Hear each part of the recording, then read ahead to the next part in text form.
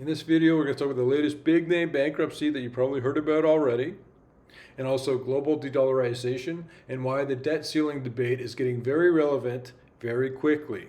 This could be a serious one, you guys. I'm back home in Detroit. I'll be back in the studio in Canada in a few days. I got a few more great videos coming out for you soon. That's why you want to subscribe to the channel, become a part of all this. Understand nothing we say in this video is intended as personalized trading advice for you. Now check out some of this stuff. Interest rates were so low for so long, everybody took on a lot of debt. You know all this. This is nothing new.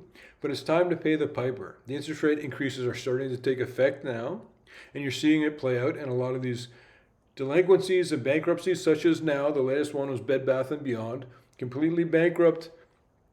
This is part of the deluge I'm telling you. I've been telling you for ages it was coming up. I saw this coming ages ago.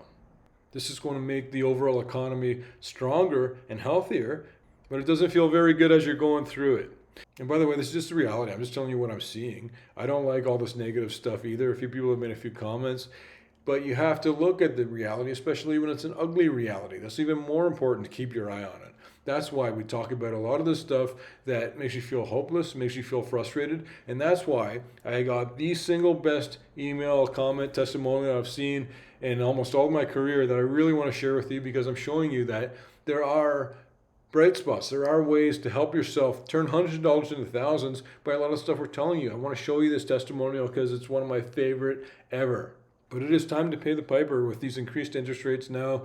It's exposing everyone who's fiscally wobbly. I'll say it that way. So Bed Bath & Beyond, they just say that they didn't adapt to the internet. I mean, you've had like 25 years to adapt to the internet, get an internet strategy, but apparently they couldn't pull it off in that time. And they blame it on shifts in consumer behavior. Okay, but you have to run a business knowing that consumer behavior shifts from time to time. So you want to get ahead of that and be prepared in case it happens. Have exit strategies if things start going the wrong way. That's running a business. That's doing it right. Surviving the trials and tribulations of capitalism. I've long told you guys about the coming de-dollarization. It's playing out now. It started.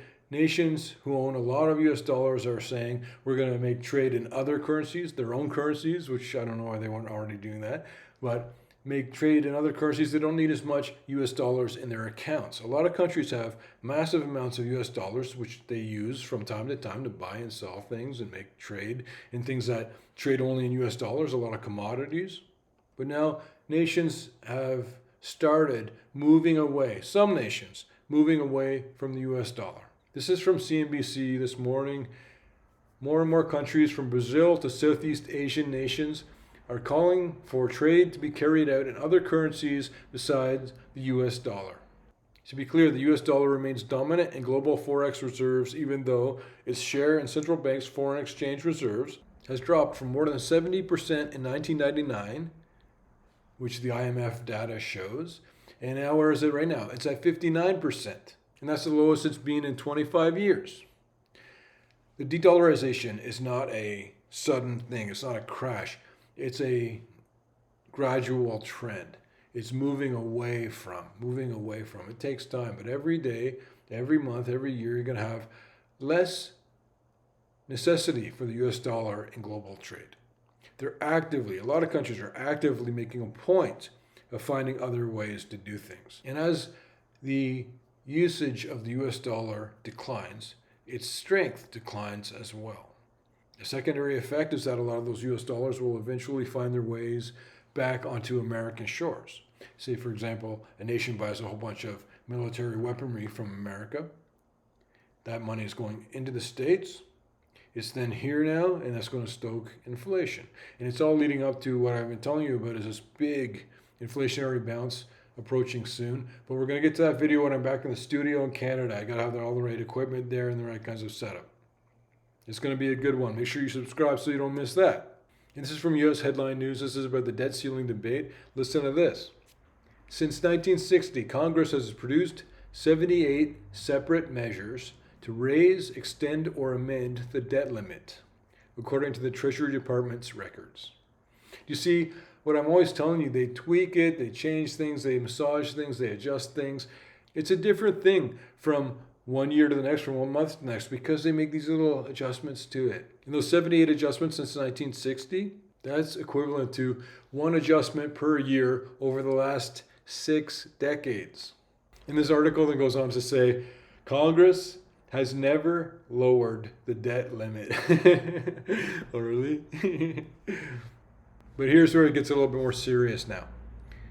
Bank economists warned on tax day that the U.S. government's deadline to raise the debt ceiling could come earlier than anticipated.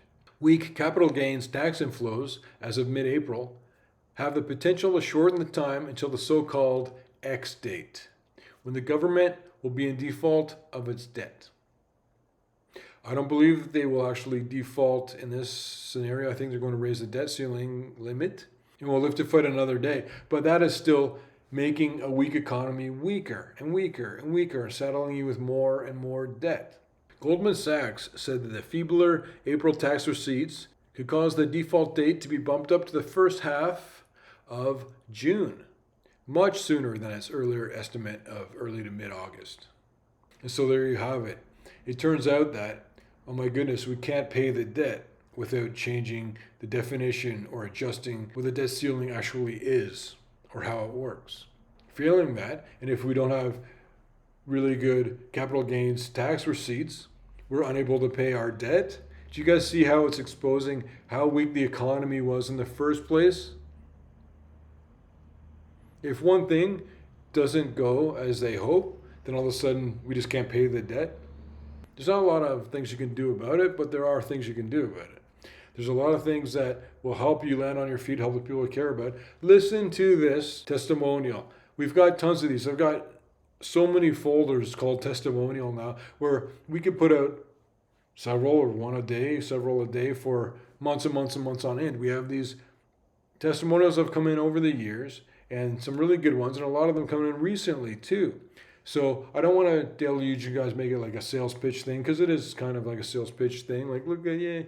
But I want to read specifically this one testimonial, and then I'll leave it alone for a while. We won't be throwing out so many testimonials for a bit. This is from Jackson the Explorer.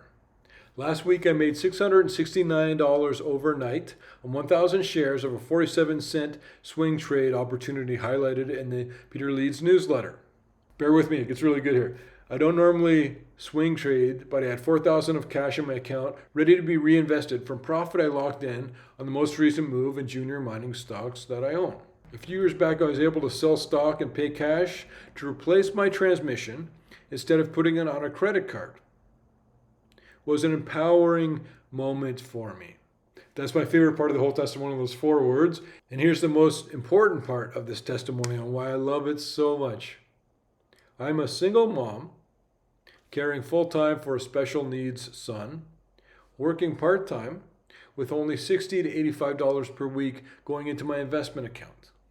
I have peace of mind about my portfolio. Every stock I own has been a Peter Leeds stock pick. I highly recommend his newsletter and academy.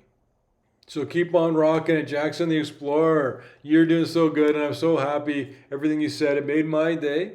It made the day of a few of my team members, and it's so great to hear. And we're just getting started. We have a lot of ways to try and help you guys turn a few $100s into a few thousand, because you don't have to be a victim to all this inflation, everything that's going on, the debt loads, the weak and tumbling economy. I talk about it because you need to know about it to understand where things are going. But don't be a victim to the situation you're in. There are moves you can make, and that's what we talk about in this newsletter. That's what we talk about in the Peter Leeds newsletter, as explained by Jackson the Explorer. So that's why you're going to want to subscribe to the channel and not miss anything that we put out. And you're going to want to subscribe or check out and see if it's for you, the Peter Leeds newsletter. It is not for everyone, but everything we talk about, everything we do is helping you understand the best ways right now in this environment. Whatever environment you're in, we talk about it. We need you guys to help yourself by figuring out how to turn a few $100s into a few thousand. That's what we specialize in. We're going to show you how to do it through investments.